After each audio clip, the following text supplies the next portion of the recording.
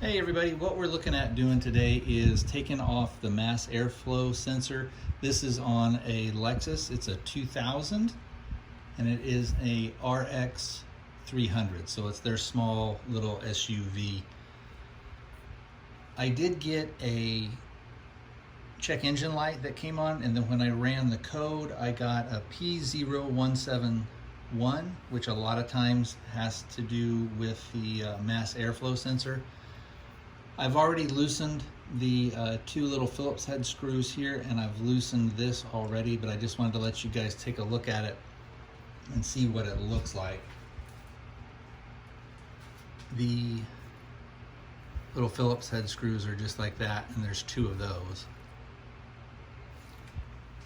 So normally there's a little tab that's right here, and you depress that tab, and then that lets that kind of wiggle off.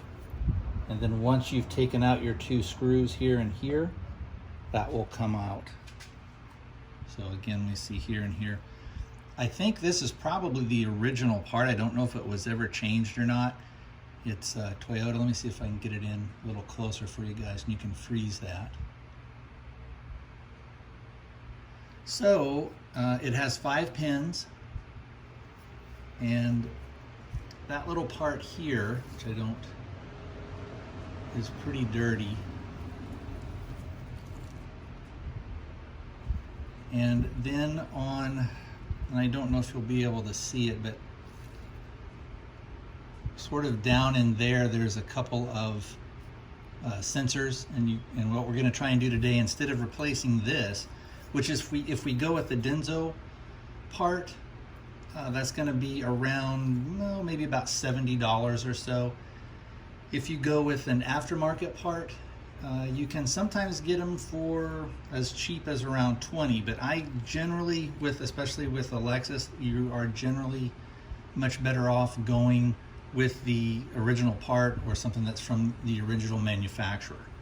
And the replacement part from this, if you got it from an auto parts store, would be maybe around $80. If you get it off of Amazon, they're around $70, excuse me. And then if you got it from a dealership, boy, I don't know, they'd probably charge you $120 or $200. Who knows how much they'd charge you for that. But these are readily available. So what we're going to do, instead of ordering a new part, what we'll do is we'll go ahead and we'll spray some stuff down in here and clean this with the sprayer. And let me show you guys that real quick. So I am going to use the mass airflow sensor cleaner. Some people will go ahead and they will use brake cleaner. I was told by some people that kind of do this stuff that they prefer this. It's not really that much more expensive. I think this can was like $10. And what this does is it doesn't leave any residue behind. So what we'll do is we'll go ahead, take the part over to the rocks, and we'll spray it out, let it dry for about 10 minutes. We'll spray it a couple of times, we'll let it dry, and then we'll put it back in. I'll clear the codes, and then we'll go from there.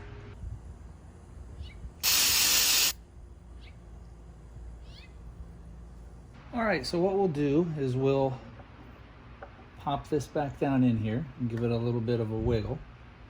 I guess before we do that, it does have an O-ring that's right around here that you do want to check, and this one looks good, so it's not cracked or anything. And you just want to have a good seal. We'll tighten up our screws.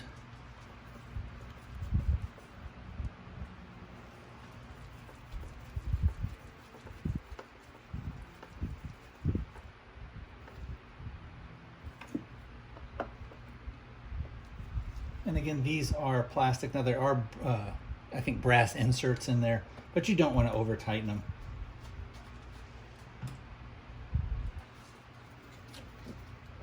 And then we'll just put our connector back on.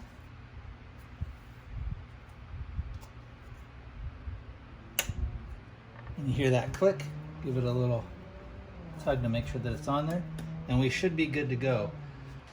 So now that we have this reinstalled, what I'll do is I will go in, I'll clear the codes, we'll run it again, take it for a quick drive, and we'll see if that clears up the problem.